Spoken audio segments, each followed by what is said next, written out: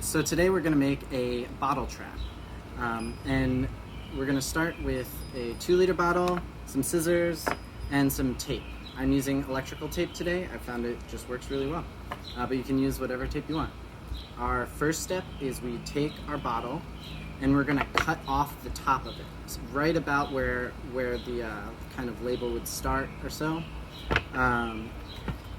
If your scissors can't get through it, you can take out a knife and poke a hole, and then we're just going to cut straight through that.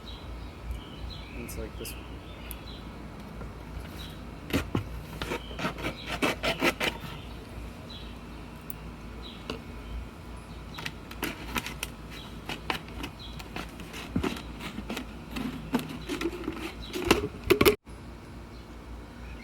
So once we have removed the top of the bottle, basically what we're going to do is start preparing some sticky parts of the bottle for the bugs to get stuck on.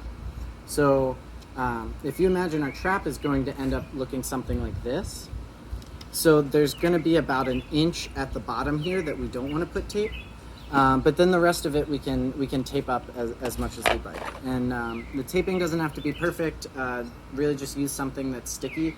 I have found that my traps that I used electrical tape on work a lot better. I don't know if I'm being superstitious, but they seem to go for the traps with a lot of this black tape. And it's not double-sided, so what I do is I just roll it over itself and make a sort of loop.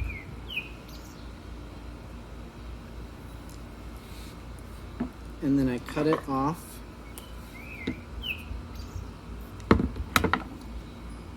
And then I will lay the strips down the neck, leaving, if you go a little far, it doesn't matter, but you might want to leave about a 1/2 inch, maybe 1 inch there.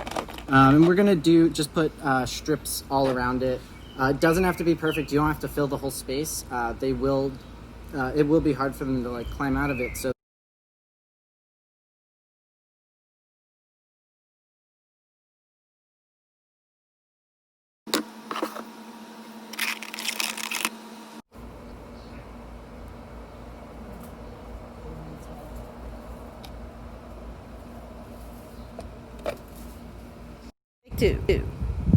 So now I've taped up this piece. Remember, the taping doesn't have to be perfect. You can use really whatever sticky stuff you have, especially if it doesn't have a strong odor or anything to it. I find that eventually there become so many in the traps that it doesn't matter if they're really getting stuck or not. They just have a hard enough time climbing back out of the hole that they just kind of collect in the bottom. So don't stress out if you don't have good 2-sided tape, or that you didn't tape up every single inch of this piece. Just having some sticky stuff there will help. Now the other side, we're going to just put a few pieces of tape on the inside. Again, this doesn't really matter. They mostly will get stuck on the bottom, but it does just kind of help gather them where you can. It doesn't have to be perfect. The container itself is really going to keep a lot of it in. So I'm just going to do a few strips inside. I like not covering it. I like that we use a clear bottle so that we actually can see how the trap is doing. If it's not catching many bugs, then we can move it to a different plant. But I find it just helpful to see how the traps are doing.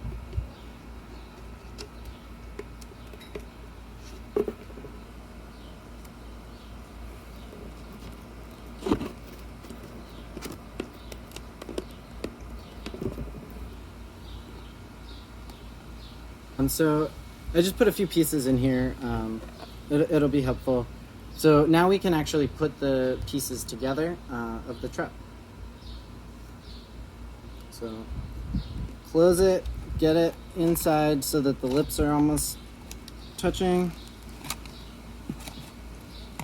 Try to make sure that the mouth of the bottle is as close to the middle as possible. You just don't want it to lean over and touch the side. If it's touching the wall, it's just easier for the bugs to get out.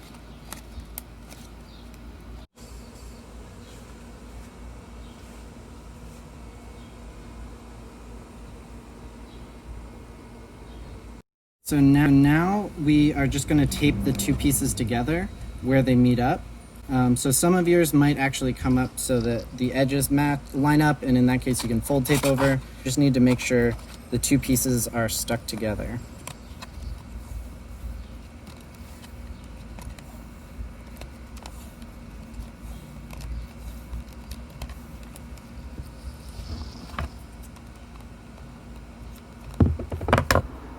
And that's our finished trap.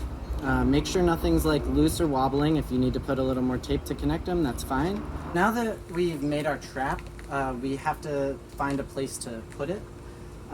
So when you're picking a place to set up your trap, find a plant that they particularly like, that you see a lot of them crowding around together on. And if there's particular branches they seem to be going to, those are usually good places. You want to make sure you pick a top of a plant that is a little stronger, so that the whole thing won't bend it over sideways and it falls off. We're going to kind of put it on the top like a star on a Christmas tree. It helps sometimes too, like this plant has some big leaves on the top, so I might snip off a few of the leaves so that the top of the plant can get in there. As well as if there's like neighboring branches, it's helpful to have them all go into it. So I'm gonna just take this group of branches, group them together, and then I'm gonna try to feed them all through the whole of the soda bottle.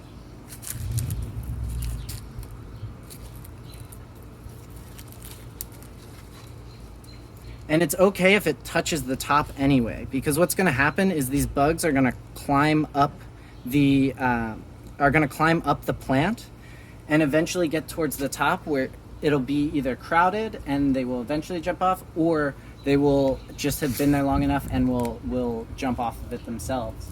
Help for the trap to be out for a little while.